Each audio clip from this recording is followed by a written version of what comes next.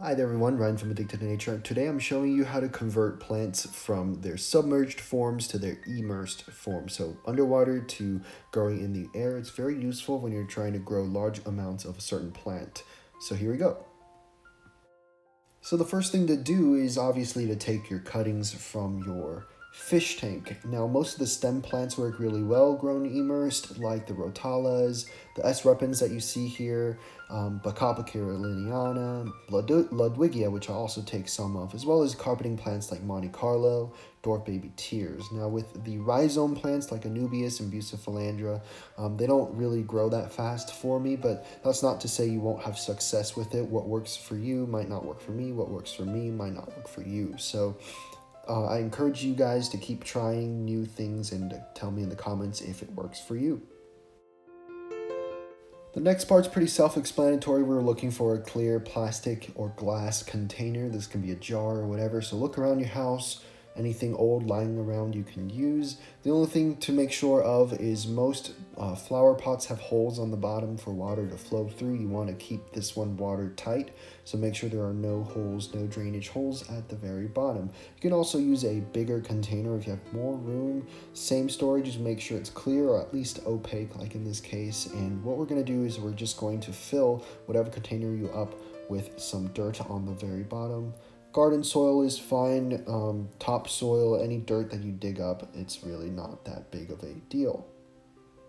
The next step is to add some water. It's important that you don't add any fertilizer to the soil because the plants don't even have roots yet when you cut them out, so they're not going to be able to absorb that fertilizer.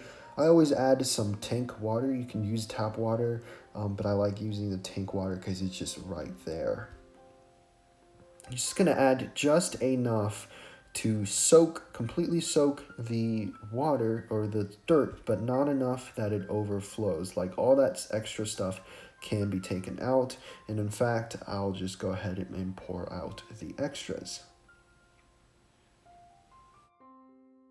Now we can move on to prepping the trimmings. Just like any other planting video, you can go ahead and take out the bottom couple sets of leaves. You want to make sure that the stems you pick are at max about 1.5 to 2 inches tall, because the taller it is, the harder it is for the stem to carry water up to the top of the leaf. So because we aren't underwater anymore, you want to make sure that all of these stems are short enough so that it's very easy for the water to go up. Now we can go ahead and plant these stems. You can separate them by species. I didn't before, but now I think I will.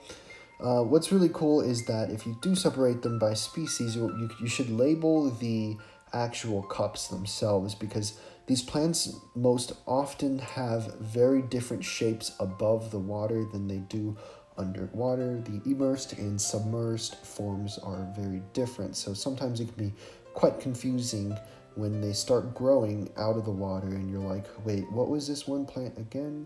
So definitely label if you haven't done this before.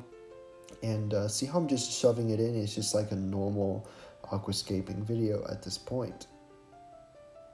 And now this is the last step before we put the plastic wrap on. I don't think anyone else on YouTube has done this before, but I like to keep springtails with the growing immersed plant setups because the springtails are scavengers. They take any of the decaying leaves and the mold and fungus that are starting to grow if you have decaying leaves, and they just go ahead and eat it straight up.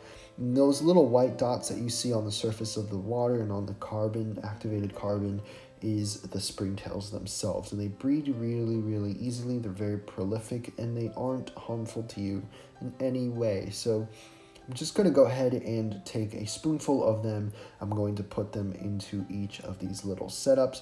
Like I said before, they're going to be very helpful in keeping all of these setups clean for me.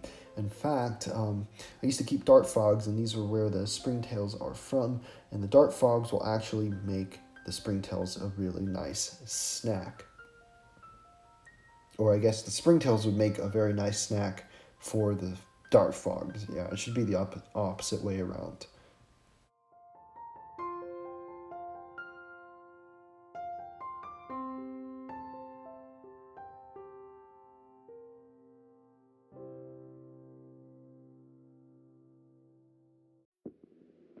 So here's a cup that I set up about a week and a half to 2 weeks ago. As you can see with where my tweezers are touching, that's the S repens. And if I were to move this to the side, you can see that the S repens actually has a brown stem outside of the water. In fact, the leaves actually get very hairy.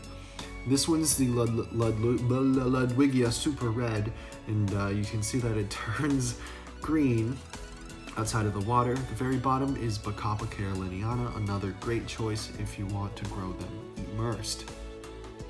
So this is just a week and a half of growth. As you can see, here's a sideways shot. They're much taller now.